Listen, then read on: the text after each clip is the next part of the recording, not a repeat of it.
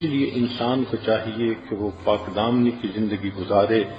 شریعت نے کہا عورت کو اگر اپنی جان بھی دینی پڑے تو وہ جان دے دے، شہید کہلائے گی، لیکن اپنی عزت اور آبرو کو پامال نہ کرے۔ ایک واقعہ سنا کے میں بات کو مکمل کر دیتا ہوں، امید ہے کہ بچیاں اس واقعے کو توجہ سے سنیں گی۔ ایک آدمی قصاب تھا اور وہ رات کے صبح کے وقت جاتا تھا، جانور ذبح کرتا تھا اور دن میں لا کر وہ اپنی دکان پہ گوشت کو بیچا کرتا تھا۔ جب وہ جانور کو ذبح کرتا تو اس کے کپڑوں پہ خون لگ جاتا اور واپسی پر وہ خون آلودہ کپڑوں میں ہی آتا، مگر گھر آ کر کپڑے بدل لیا کرتا تھا۔ ایک رات وہ جب واپس آ رہا تھا جانوروں کو ذبح کر کے، تو رات کا اندھیرا تھا، وہ ایک جگہ سے گزر رہا تھا کہ ایک بندہ شور مچاتا ہوا آیا اور آ کے اس نے اس کو پکڑ لیا۔ جب پکڑ لیا تو اس نے دیکھا تو اس بندے کے جسم سے خون بہ رہا ہے۔ حیران ہوا، اتنے میں اس بندے کی جان نکل گئی۔ دیکھا تو اس کے جسم میں ایک چھری تھی جو کسی نے گھونپ دی تھی۔ اب وہ جو قتل کرنے والا تھا وہ تو بھاگ گیا اور مقتول اندھیرے میں اس کو سمجھا کہ شاید اس نے قتل کیا۔ جب اس کی وفات ہو گئی تو اتنے میں لوگ آ گئے۔ اب لوگوں نے مقتول کو بھی دیکھا، اس قصاب کو بھی دیکھا، اس کے جسم کے خون کے آثار بھی دیکھے۔ انہوں نے پکڑ لیا کہ تم نے اسے قتل کیا ہے۔ چنانچہ قاضی کے پاس مقدمہ گیا، قاضی نے گواہ دیکھے، مقتول کو دیکھا تو اس نے اس کے اوپر قصاص کا حکم لگا دیا کہ جان کے بدلے جان اس بندے کو پھانسی دی جائے گی، اس کا سر قلم کیا جائے گا۔ چنانچہ جب سر قلم کرنے کے لیے اس بندے کو مجمع کے سامنے لایا گیا تو اس وقت اس کی آنکھوں میں آنسو آ گئے۔ تو جو لانے والا پولیس افسر تھا اس نے پوچھا کہ تم کیوں رو رہے ہو، تمہیں اپنے جرم کے اوپر ندامت ہو رہی ہے؟ اس نے کہا کہ ندامت تو ہو رہی ہے، لیکن میں اس بندے کا قاتل نہیں ہوں جس کی وجہ سے مجھے سزا دی جا رہی ہے، میں کسی اور کا قاتل ہوں۔ اس نے کہا تمہاری سٹوری کیا؟ اب اس لڑکے نے اپنی سٹوری سنائی۔ میری جوانی کی عمر تھی، میں اس زمانے میں کشتی چلاتا تھا اور ایک بڑا دریا تھا، لوگوں کو ایک کنارے سے دوسرے کنارے کی طرف لے جاتا تھا۔ ایک دن ایک عورت اور اس کی بیٹی میرے ساتھ کشتی پر سوار ہوئیں۔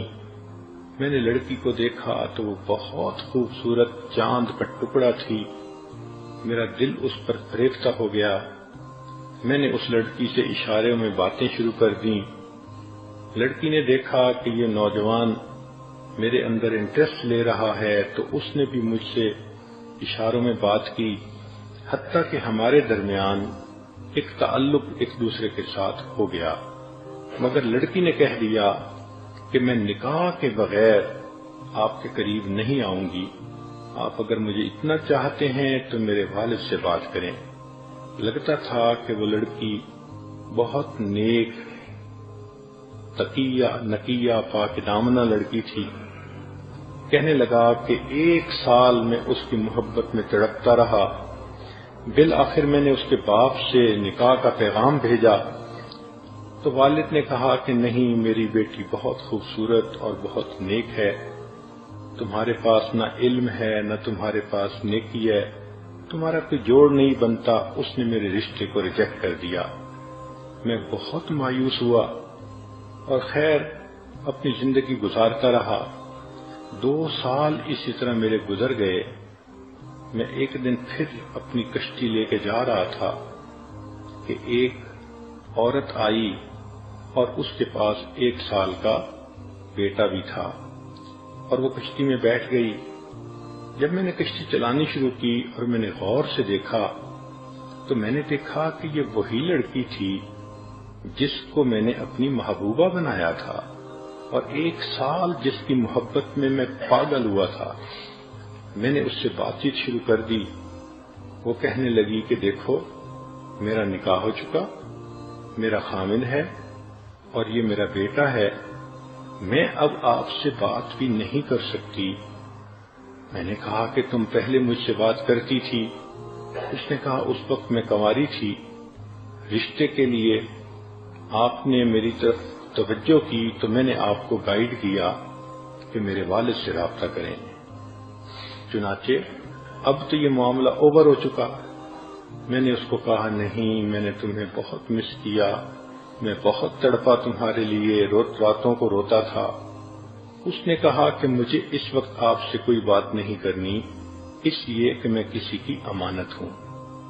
میں نے اس کو بہت ہی فحش قسم کی باتیں سنا کر جذبات میں لانا چاہا، مگر وہ بالکل خاموش بت بن کے بیٹھی رہی۔ میرے دل میں گناہ کا خیال آیا۔ میں نے اس سے کہا کہ اچھا یہ بچہ تو چھوٹا ہی ہے نا، تم اسی کشتی کے اندر اس وقت میرے قریب آؤ اور مجھے اپنی خواہش پوری کرنے دو۔ اس نے کہا دیکھو اللہ سے ڈرو، میں کسی کی امانت ہوں، تم اس مہر کو مت توڑو۔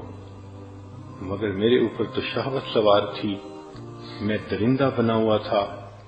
میں نے پہلے اس کو پیار محبت سے بہلانا پھسلانا چاہا، جب اس نے صاف انکار کر دیا تو اس وقت میں نے اس سے اس کا بیٹا چھین لیا۔ میں نے اسے دھمکایا کہ دیکھو میں تمہارے بچے کو پانی کے اندر ڈال دوں گا۔ وہ رونے لگی، آخر ماں تھی کہ میرے بیٹے کو ایسا نہ کرو۔ میں نے اس بچے کا سر پانی کے اندر الٹا کر کے ڈالا تو بچہ تڑپنے لگا، میں پھر اسے اٹھا لیتا اور میں چاہتا تھا کہ یہ میری بات مان جائے۔ وہ روتی تو رہی لیکن اس نے ہاں نہ کی، حتیٰ کہ بچے کو جب بار بار پانی میں ڈالا تو وہ بچہ فوت ہو گیا۔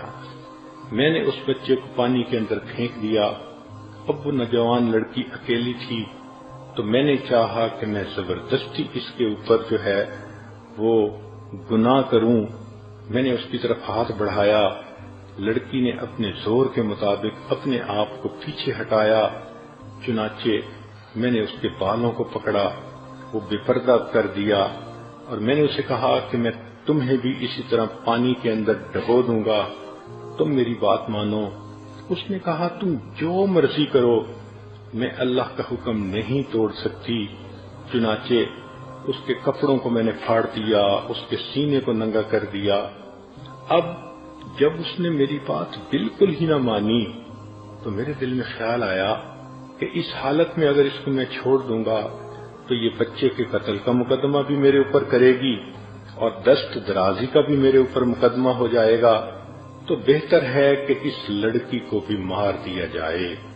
پھر میرے اوپر ایسی درندگی طاری ہوئی کہ میں نے اس لڑکی کو دھکا دیا، پانی کے اندر وہ گر گئی اور ڈوب گئی۔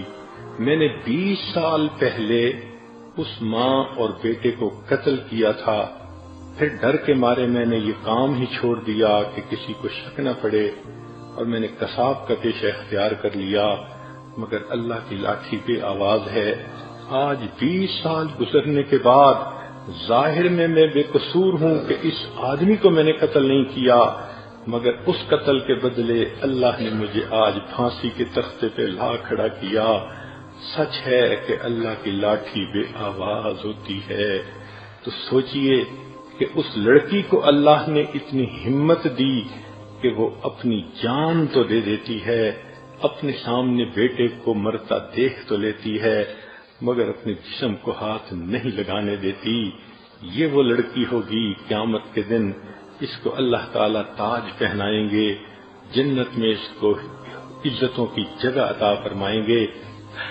آج کی لڑکیاں ذرا اپنے آپ کو دیکھیں کہ کس طرح وہ غیر مردوں کے سامنے ٹیلی فون پہ باتیں کرتی ہیں، محبت کی پینگیں بڑھاتی ہیں، رب کو ناراض کر لیتی ہیں، عاقبت کو برباد کر لیتی ہیں۔